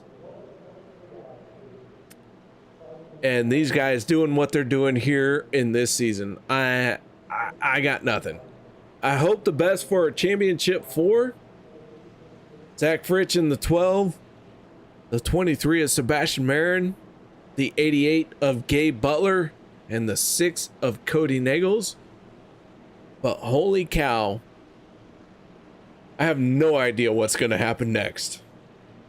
So many curveballs, so many twists, turns, play times when the season got turned on its head, and all of that, all 20 some odd, 22 races of this season all come down to potentially 2 laps. I mean, it's hard to think about, but at the same time, it's fitting after the season we've had that it's going to be a green, white checker to decide a champion.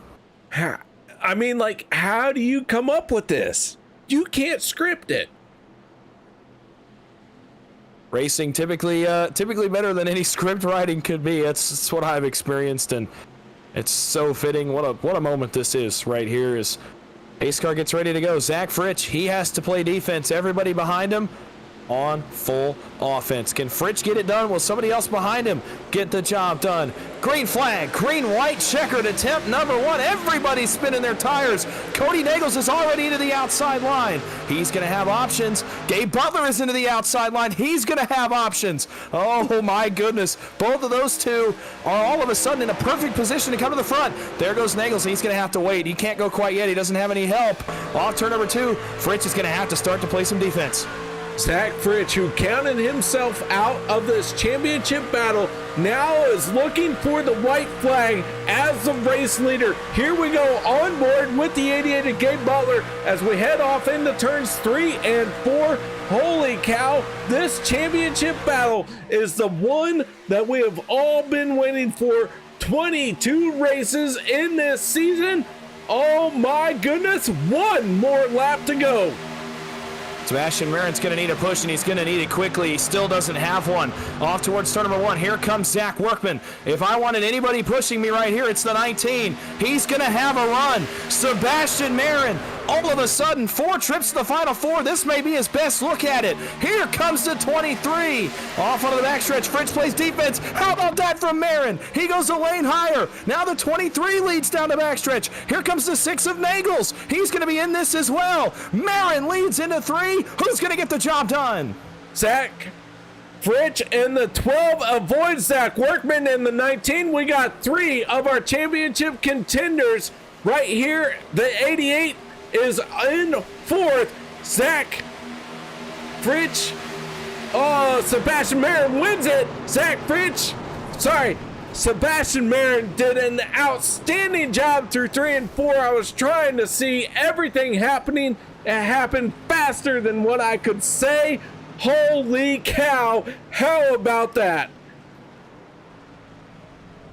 Sebastian Marin, I mean, what a season. How many times this season have we said, how did he make that move work? He made the picture-perfect move to win that race more than one time on that restart, but that 3-wide move to get around Zach Fritsch, I mean, that was as slick and as perfect as I have ever seen. 4 trips to the final 4, it finally pays off. He would not be denied tonight.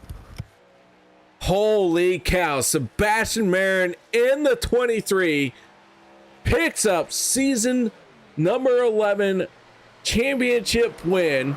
Zach Fritsch, Kody Neagles, Gabe Butler, your championship 4. And that last lap, there was so much going on, I couldn't process it. Holy cow.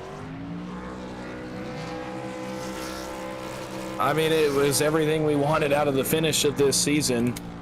Everything we could have asked for. I mean, it's big blocks, big moves. I don't even know what to say either. I cannot get over how perfectly timed that move on the backstretch was. I mean, it's a move that wins you championships. And tonight, for Sebastian Marin, this is one he's been waiting on for a really long time. And tonight he gets the job done. And man, what a performance for him. As Sebastian Marin in the 23 is making his way around the speedway in the victory lap that was coined by Alan Kowicki as the Polish victory lap. The 23 making his way very slowly through 3 and 4 backwards. How about that? Oh my goodness. I have to reset for a moment. I can't imagine what these drivers are feeling.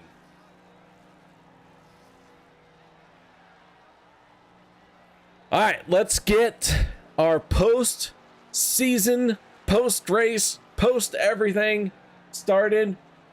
And let's kick it off with our season champion. That is the 23 of Sebastian Marin. Sebastian, congratulations, man. What an outstanding job you did here tonight. Man, yeah, I can't believe it. I don't think it's hit me yet, right? I tend not to be super amped up of these things, right? Because I'm just here having fun. Of course, I want to win, but I can't believe it, man. This race, I felt like everything was thrown against me. Got damage around lap 40 or 30 with some netcode damage, actually. Jim was pushing me just fine, and then all of a sudden my rear bumper piece fell off, and that slowed me down so much. I was so slow.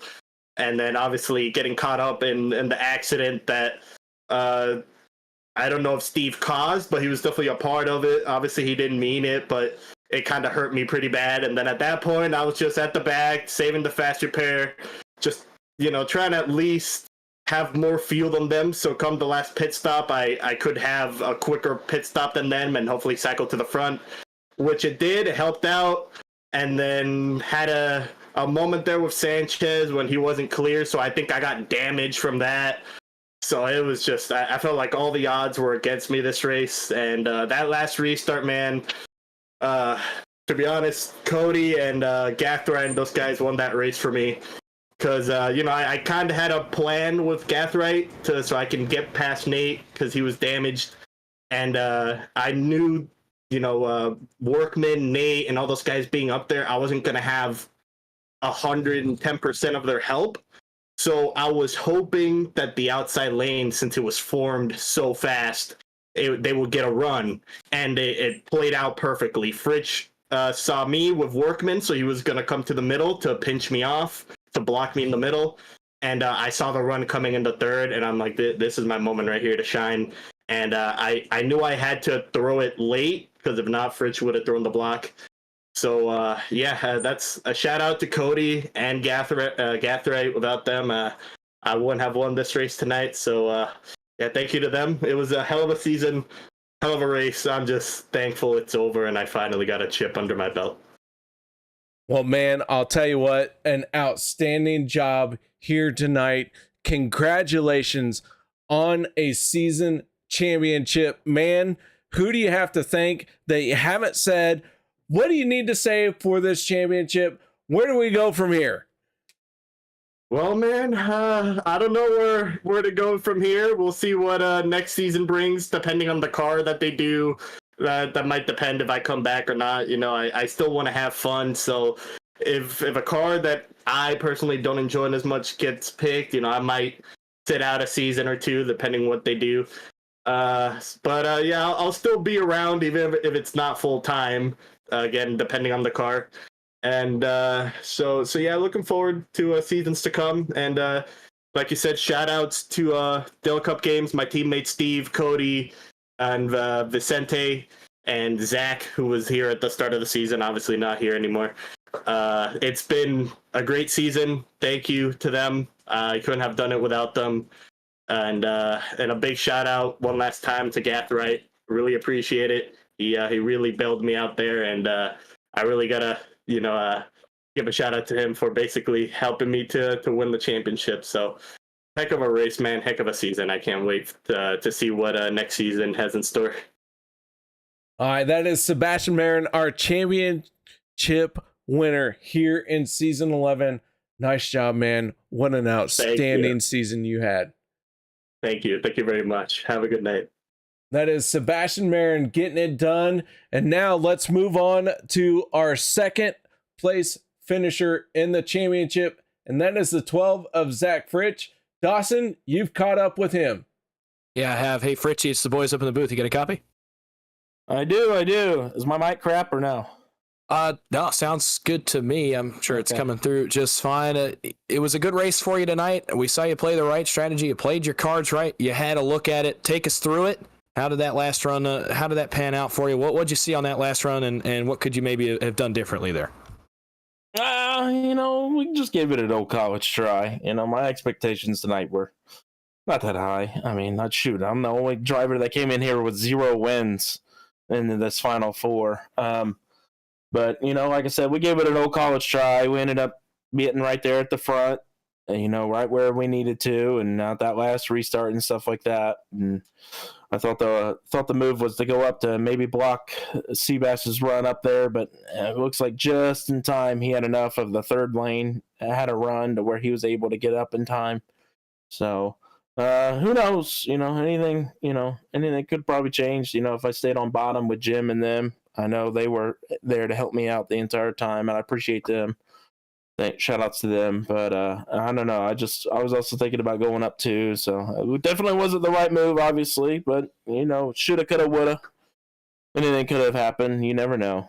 But other than that, it was overall a good race. I mean, every single one of these drivers, shout out to every single one of them. I mean, and then you got elite drivers up in here, especially in this Final Four. Like I said, I had definitely no contention, should I say, to be in this Final Four compared to these three fellas. These guys are definitely studs when it comes to super speedway racing, and they've definitely show up and dominate and show what they got. Oh, regardless, an outstanding season for you, coming home second in the championship four. So, how do you translate this forward into next season? Now, obviously, this has got to be a huge momentum boost. It's got to be a huge confidence boost. Getting to the Final Four, getting a look at the championship. Now you can reset and really be confident going into next season. Oh, most definitely. It definitely boosts the the momentum, was what you were saying. It definitely boosts the mood, and hoping to see what I could do next season. This is my first Final Four appearance on Mondays. Like I said, I didn't even expect to be here. The way I got in last week, I ultimately surprised myself. So definitely was super fun. Definitely very, what should I say, strategic and very, finger crunching, whatever. I don't even know how to say, fingernailing, bitten fingernails. There you go. Freaking race what this was, and the competitiveness from it and stuff like that. So definitely boost the mood, and hopefully we can maybe come back here next year. Absolutely. And while we have you up here for a second, anybody want to thank or shout out after that effort tonight? Oh, definitely shout out to my team, FSR. I know we've been somewhat separated throughout this whole season. It's only been really Workman and I, and Jeff, third most appearances, and then I think it was Tyler, fourth most appearance, and then Josh. But talking with those guys and stuff like that, they got a bunch of stuff that they're dealing with in life, and everybody knows how that goes. But good to hear from them, and just the rumor goes is the boys will be back. I've been talking to every single one of them, and they will be back next season. So boys of FSR will be back full team. Shout out to every single one of the fans watching. Appreciate you guys watching every other week. Shout out to Butt Kicker for sponsoring all three of these series, and definitely shout out to you two up there in the booth. You guys put on an awesome show. Love to sit there and rewatch the next day every time, even on Wednesdays. Love to rewatch them. You guys do an amazing job, and we appreciate you every single week. And then obviously shout out to my wife and my family. Definitely my wife for letting me do this every Monday and Wednesday. All right, well, we appreciate you talking to us here for just a second. Congratulations on a fantastic season, and we will see you next season. Appreciate it. All right, there you have it. That was Zach Fritsch, our second place finisher here in season number 11. But now we're going to move on to our third place finisher in Dawson. I'm going to make you go back to back because you have a great relationship with our third place finisher in season 11. Yeah, I do, and I've caught up with him. Hey, Kody, it's the boys. I'm in the booth. You get a copy? Yeah. Well, a good night for you here tonight. Obviously, you get a chance there at the end. You had a look at it, made a nice run to the front, even to get into the conversation there on the last lap. Take us through the last stage of that race, coming from what looked to be an incident there, a pretty significant incident, and then managing to make it back to the front and have a look at the championship. I don't know, just a little bit of adversity went our way, and I don't know if it was because a driver just didn't know that he wasn't clear or what, but I think I don't know, I just wish there was a little bit more respect given I'm not asking people to race, the Final Four guys differently, but I think everyone needs to be aware of where they're at and just make sure that you don't do anything to screw their race so they can kind of race it out amongst themselves and dictate their own fate. But I think Sebastian and I were both able to get through it, with as best as we could. I almost lost the draft, and looked like someone else must have not liked me too much because he decided to back completely out to see if he could see if I could lose the draft, and that didn't work. So you know who you are. Big thumbs up for at least trying to break my momentum to get to the front. But anyway, I got in a position on the final restart and to maybe at least help Seabass, and it looked like that our only chance was going to be to push Seabass, and I committed to that, and I no-lifted and told Seabass just to do the rest, and he did, and he was able to win the championship. But I think moving forward, people in the league need to start actually like racing and quit, playing with throttle and stuff like that. I respect everyone in the league, but I don't like the direction the league is headed with that. And I'm not trying to point the finger at any one particular person. I just think it's an overall thing that the league needs to maybe reflect on in the off season, because it's been a solid season, but these Final Four championship races, man, when you see it on the track, like quote unquote games being played, man, it's just frustrating. But I'm glad that Seabass took it home, because he is this is his fourth attempt. He is a very deserving champion this go around. I mean, he's been working hard for it. Absolutely has. And a couple more things for you. First, you already mentioned it right there at the tail end, but how does it feel for you and for your teammates to see Seabass win the championship? We know what kind of operation you guys have over there at Dale Cup. It's a very tight-knit operation. So I got to imagine, first of all, that it feels good to see it pay off for your teammate, especially like you said, in his fourth effort at it.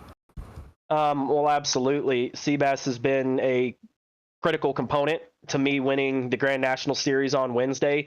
He showed up on Saturday for me again and fully supported me. I come up short to Adam, but I'm nothing to be upset about in defeat there. But we continue to support each other in pursuit of our championships, and we will continue to do that. In the seasons moving forward. We're going to look for more championships, and if he shows up to a Final Four, I will absolutely support him anytime he does. And that goes for anyone in Dale Cup for that matter. We're friends on the track and off the track. And again, for the work he puts in, he is a very deserving champion, and I'm glad that I can call myself his teammate. And hopefully, my story continues with the Final Four. This is my second attempt at it, and I'm not going to stop, man. I told you I'm not giving up until I win one. I will be around for a long time. Well, that's where I was going to go with my final question to you. And now, as we circle back to your performance, what a season across the board for you. You win the Wednesday championship. You are a member of all three Final Fours, the only man in this entire operation to be in all three Final Fours. And even though you only cash in on Wednesday, regardless, an extremely consistent season, a dominant season on multiple nights. So where does this take you from here? This is certainly the best performance that we have seen out of you so far. Dawson, I appreciate it. I'm hoping moving into next season on Monday night that you can get out of the booth and get on the track and be able to run with me. And I think we've been very good teammates across multiple leagues and different stuff. So I'm looking forward to that. I'm thinking this just takes me on a quest to get a Monday night trophy and get that title and be able to call myself a champion one of these seasons. I'm putting in the work. Ultimately, that's why I race 3 nights a week, to prepare myself for moments like this. I come up short, but the way I look at it, there's 4 guys in a Final Four scenario. So if I cash in on 1 out of 3, that's not bad. That's really not bad. And I just need to keep giving myself shots at this. Seabass he's honestly the best super speedway guy I've ever seen. And it took him till his 4th try to win this.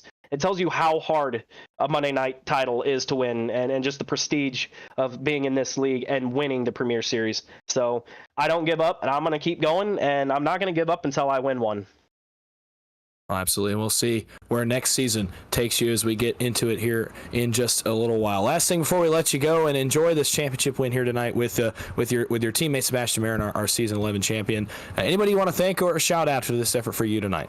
Yeah, I want to thank you guys for broadcasting the entire season. I want to thank the OP admins for what they do behind the scenes. I want to thank everyone at Dale Cup for being able to make this championship run possible and a very successful season across the board.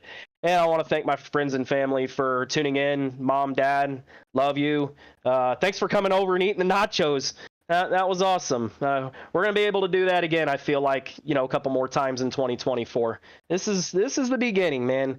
I think I said that back on my first go around, that it was just the beginning. And this is just another chapter in the story that me and you keep talking about. It's going to happen. Well, absolutely. At some point, It certainly seems to be going your way so far. Congratulations on an incredible season, and we will see you next season here on Monday nights. Thank you, Dawson. All right, there you have it. That is Kody Neagles, driver of the 6, our 3rd finisher in the championship season.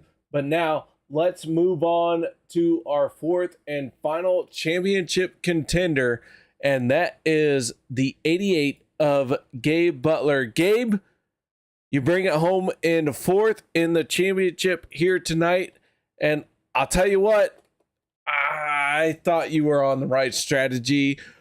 Tell me a little bit about your race and what happened, where, why, how. Why? Maybe because I'm a little bit stupid, but anyway, it was a fun race. I enjoyed it. Championship races are always fun. And, but that second to last pit stop, I think I sent it in there, and for some reason, 4 tires were checked, and I couldn't get to my mouse to uncheck the left side. So that put me back. And, so I was kind of screwed after that. You know, once you lose track position to these guys, pretty much over. But then, you know, that last caution came out, so we felt we still had a bit of a chance, but could never get forward. But it wasn't for the lack of trying, so I'd definitely like to thank my teammates at Bootnaco this year. They've done a fantastic job all year, and so couldn't have asked for anything more from those guys. Well, Gabe, this 88 is always a front runner no matter what happens here at a super speedway race. And, you know, maybe you made the wrong call.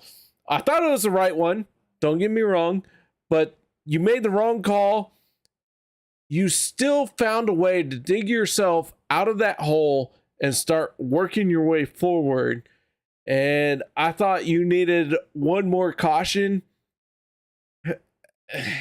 And the reason why I say that is because this race went caution free so much. I thought you were saying there's going to be one more caution than what there was. I was with you. I understood it. I was there, man. We were both wrong. Yeah. Sometimes you win and sometimes you lose those calls, but I mean, it is what it is. But you know, hey, the main thing is that, you know, I enjoyed it. We enjoyed it. It was a fun race. Great job by Seabass. Congratulations to him. He fully deserved it. So, I mean, no complaints from me. I mean, a mistake's a mistake. Get over it. You move on to the next race. So. All right, Gabe. Well, nice job here. You finished 4th in the season. An outstanding drive. Shout outs, thank yous, anything you need to say for this season and everything about it, what it took to get here, everything, man. Let it rip. Well, I mean, it took a lot of luck. It took a lot of help from your teammates, and without your teammates, you ain't nothing on super speedways. I don't care who you are. I do want to give a special mention to the admins. I mean, it's a thankless job. They don't get paid for doing this. And, you know, they're constantly putting up with issues, trying to deal with it. And for the most part, they get it right. And you're not going to make everybody happy, but they do a fantastic job. And we, as drivers, we really respect the work that they do behind the scenes. So big shout out to the admins and OP in general. Of course, you guys up in the booth, you do a fantastic job. Dawson, KR, it's a blast listening to you guys. You do a top drawer job of analyzing everything. So it's always fun to go back, hop into bed, and listen to you guys talk about the race and your thoughts and views on it. So that's something to, even if you have a bad race, kind of fun to go back and watch that whole thing. And in general, shout out to all the drivers, man. I mean, these guys come out Monday nights, race hard, and do what they got to do. And it's a blast. Enjoy it. So I enjoyed the season. All right. Well, Gabe, thank you very much for that, man. Both myself and Dawson, yeah, we put a lot of work and a lot of popcorn down our gullets. So, Gabe, man, sooner or later, you're going to get one of these here on Monday night. And once you do, I think you're going to get more than one. 3, yep. 9, 10. We hope so. If I live that long, we hope so. All right. Gabe Butler, nice job, man. I know 4th place isn't what you wanted, but regardless, an outstanding finish for you here in season 11. Thank you, gentlemen. I appreciate it. All right, there you have it. Ladies and gentlemen, our championship 4. Dawson, ain't a whole lot left to say, but how you felt about this season? Man, it was a blast. I didn't even know what to expect coming in here. This was kind of the first chance for me to get back in the booth on a regular basis and get back up here and to get to call for a series like this with some of the best, and I would say the best on super speedways, at least on the league racing side of things. Man, it's been so much fun, so many twists and turns and cool moments, and getting to know some of these guys too. It's been really a lot of fun, really enjoyable, and getting to race against them on Wednesdays, and it's been a lot of fun. I will say, I hate to cut the party short, but what Kody said was indeed correct. I was kind of waiting until we crowned a champion to let everybody know that I will be taken to the track on Mondays next season for season 12. I don't know where yet, but rude.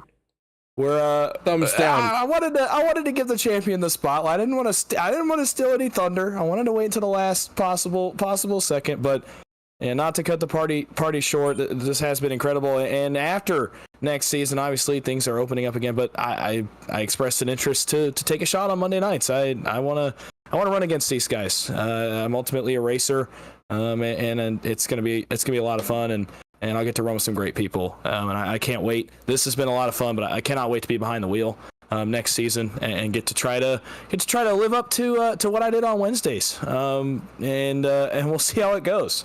Toss me off the deep end right into Mondays, but that should be a lot of fun once everything gets sorted out. And I truly cannot wait. This has been a great time, and I cannot wait to see what I can do when I get on track next season.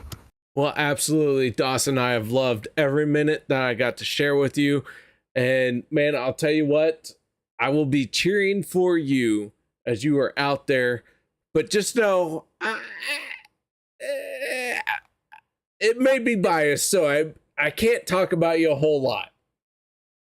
Oh, I completely understand. The goal is to force you to have to talk about me a lot. That means I'm doing something right. Ooh. Challenge accepted. It means I'm doing something right. And that's the entire goal. Ultimately, once I get there, is to kind of the same thing I did on Wednesdays. Make a name for myself. Get on the big stage and start to maybe carve my own path out here. All right, Dawson. Well, since we won't see you in the booth next season, why don't you sign us off for the last time here tonight? I absolutely will, and thank you to everyone that's watched this entire season. Like I said, it really has been a blast, and I came in here with basically no expectations, basically no idea of what was what I was getting into, and it ended up being a really great time. Keep up the support for OP. It's so much fun. It's an incredible group. It really is. We may sound like we hate each other sometimes. We may throw shade at each other sometimes. Once we get off the racetrack, it really is an incredible competitive just group that makes everyone better that's on the racetrack. I mean, you can see it every week. Come support the Throwback Series on Thursdays. Not to plug myself, but we are still going to have some OP content. We got the Throwback Series on Thursday nights, I think, for 5 more races. We're taking this week off, but next week we'll be back. I think we got 5 races left in that season. So come out and keep watching me ramble for a couple hours over some great throwback racing. That's going to be a lot of fun. But until then, come back next season for the Super Speedway Series as we get back on track for Mondays and Wednesdays as well, and Saturday, and it's going to be a lot of fun. For this whole season, for my partner in crime up here, KR Stolfus, my name's Dawson Wise. You've been watching the Turn 3 Racing Network. Everybody have a great night, and we will see you back here next season.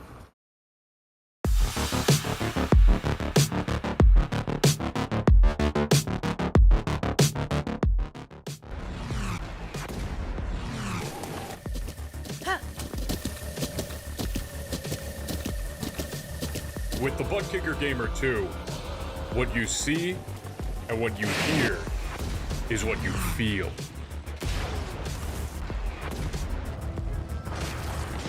Butt Kicker. The future is feeling.